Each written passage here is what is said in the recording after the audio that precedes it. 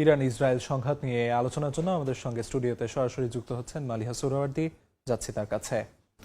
মালিহা, যেমনটি আমরা সকাল থেকে দেখছিলাম, এই যে ইরান ইসরায়েল সংঘাত, এতে কিন্তু নতুন মোড় নিল এই যে আয়াতুল্লাহ আলী খামেনির মৃত্যুর ব্যাপারটি ইরানি গণমাধ্যম কর্তৃক নিশ্চিত হওয়ার মধ্য দিয়ে। যদিও এ ব্যাপারে যেমনটি আমরা প্রতিবেদনেও দেখছিলাম, আমরা বলছিলাম, সকাল থেকে বলছিলাম, তো সব কিছু নিয়ে সব মিলিয়ে আসলে সবশেষ পরিস্থিতি কি আসলে আমাদের জানাবেন। শনিবার ভোরে ইসরায়েল আর যুক্তরাষ্ট্র একযোগে ইরানে হামলা চালায়।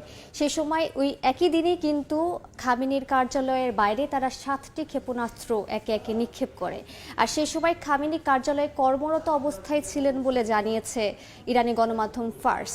আসলে সেই সময় তিনি নিহত হয়েছেন কিনা সেটা এখনো নিশ্চিত না হলেও বিভিন্ন গণমাধ্যম আসলে তাই বলছে যে হয়তো সেই সময় তিনি তার পরিবার সহ সেখানে নিহত হয়েছেন।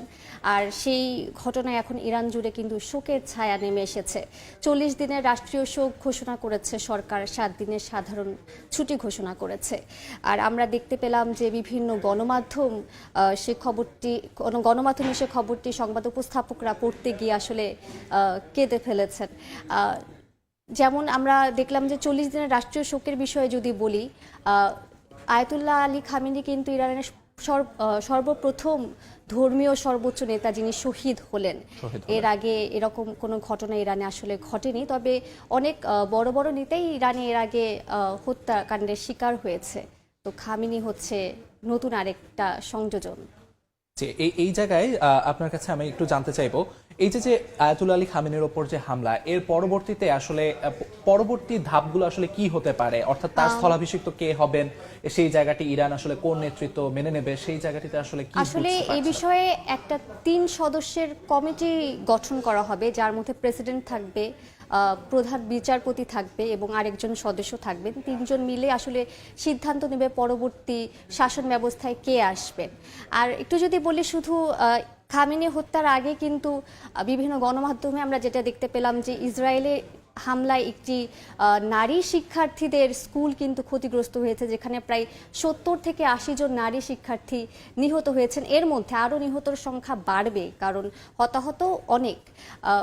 সেই সঙ্গে 2টি স্কুল ক্ষতিগ্রস্ত হয়েছে, সরকারি ও সামরিক স্থাপনা ক্ষতিগ্রস্ত হয়েছে। 24 ঘন্টায় 24টি প্রদেশে ইরান হামলা চালিয়েছে। যদি আমি একটু যোগ করি, আজ সকালেও কিন্তু আয়াতুল্লাহ আলী খামেনির মৃত্যুর পরেও কিন্তু ইসরায়েলের পক্ষ থেকে, যেমনটি আন্তর্জাতিক গণমাধ্যমগুলোতে দেখা যাচ্ছিল, 30টি বিভিন্ন স্থাপনায়, গুরুত্বপূর্ণ স্থাপনাগুলোতে আসলে হামলার খবর পাওয়া গেছে।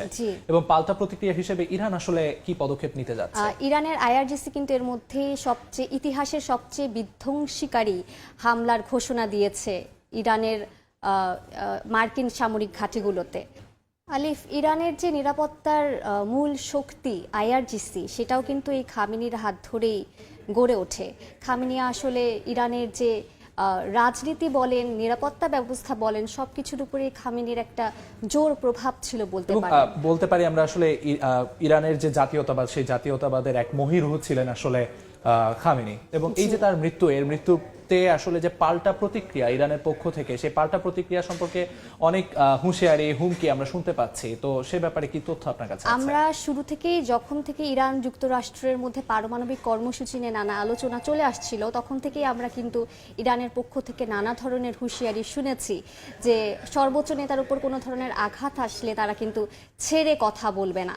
এবার হয়তো আইআরজিসি এর মধ্যে ঘোষণাও দিয়ে দিয়েছে, তারা হামলার প্রস্তুতি নিয়ে নিয়েছে। ইতিহাসের সবচেয়ে প্রলয়ঙ্কারী সামরিক অভিযান চালানোর ঘোষণা দিয়েছে তারা।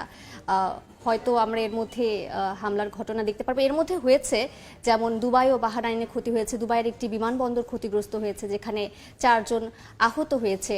আর ইসরায়েলের আকাশ ব্যবস্থায় জরুরি অবস্থা ঘোষণা করা হয়েছে। দেখুন, এই যে খামেনির দীর্ঘ 50 বছরের প্রায় 50 বছরের কাছাকাছি একটি সময় ধরে তিনি শাসন করে গেলেন।